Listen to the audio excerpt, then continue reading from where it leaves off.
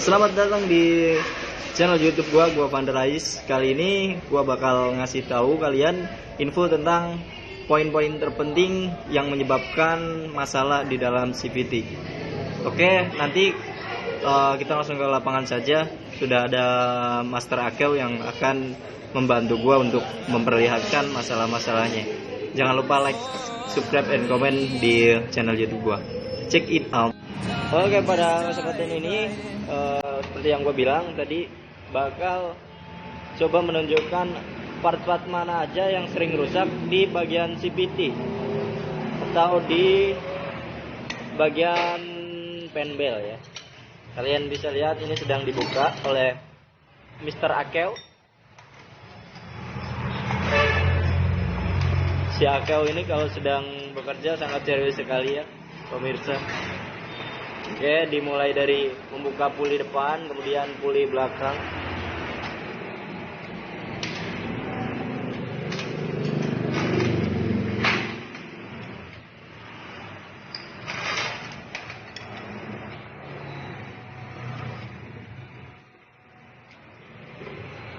Begitu caranya ya. Nah, pembukaan alat-alat ini, pembukaan bagian ini memerlukan alat-alat special tool seperti flywheel holder dan ini apa kayak namanya kayak yang ini? Ini flywheel holder. Oh iya, nah itu. Oke, nah itu kita dibuka ya. Nah, jadi pertama part yang sering rusak itu ini namanya piston slide. Ini ya, dia longgar kayak gini dia rusak.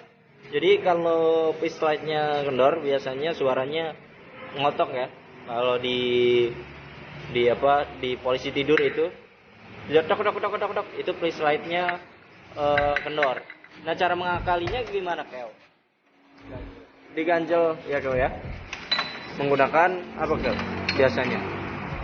Nah, caranya buat mengakalinya itu piston slide-nya diganjel menggunakan kertas seperti ini ya. Kemudian dimasukkan ke dalam piston slide-nya. Nah, seperti itu, diganjelkan. Udah dimasukkan kembali. Sep.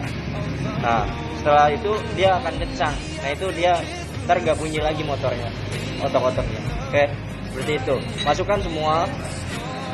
Setelah kalian ganjal, tapi kalian harus mengerti cara mengganjalnya itu tidak boleh terlalu banyak. Kenapa? Karena nanti bisa menghalangi laju piston slide di dalam rumah lor. Nah, seperti itu ya. Jadi pastikan dia bekerja, maksudnya enteng, nggak berat. Nah, gitu dia geraknya enteng. Nah, itu kalau udah enteng berarti udah bagus.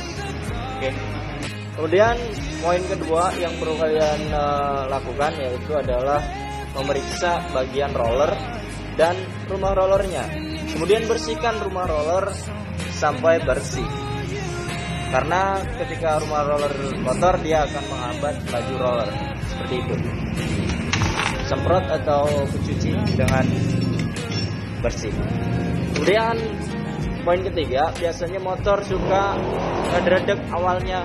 Motor awalannya getar. Nah, ini masalahnya, bosku. Tuh, bisa dilihat banyak sekali kotorannya. Itu masalahnya kenapa? Karena dia kotoran akan mengganggu si kampas gandanya untuk dapat mengerem rumah ininya ya, rumah kampas gandanya. Jadi sistemnya adalah dia ngerem ini. Nah, kalau ketika ada banyak debu atau kotor, maka sistem pengereman ini akan tidak sempurna. Gaya geseknya kurang bagus. Nah, caranya kalian harus membersihkan tadi rumah ininya, rumah kopling gandanya dan juga kampasnya. Kalau bisa di amplas, tapi jangan terlalu dalam juga karena bisa menghabiskan kampasnya sendiri.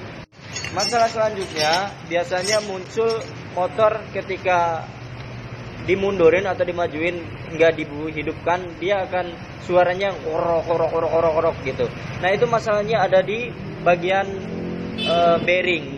Ini biasanya kita sebut bearing bambu ya. Sama bearing kecilnya yang di dalam. Nah, ini cara mengakalinya atau merawatnya itu menggunakan grease ya, ya. Menggunakan grease. Kemudian kalian oleskan secukupnya.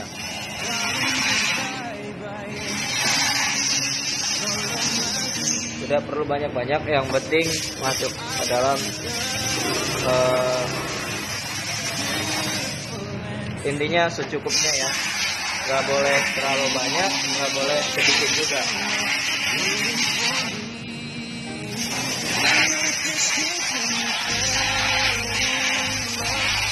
Poin selanjutnya adalah namanya minion ya, pinion, gear pinion atau gear starter, kickstarternya. Nah, ini kalian biasanya motornya suka kickstarternya selahannya itu nggak mau balik. Nah, ini masalahnya nih, kita harus membukanya. Caranya membukanya seperti itu, ditahan, kemudian nah dia akan naik, baru kita angkat. Setelah kita angkat harus dibersihkan. Intinya dibersihkan ya bagian sininya. Boleh menggunakan bensin ataupun alat bantu lain sehingga dia yang penting bersih. Kemudian kalian pasang kembali.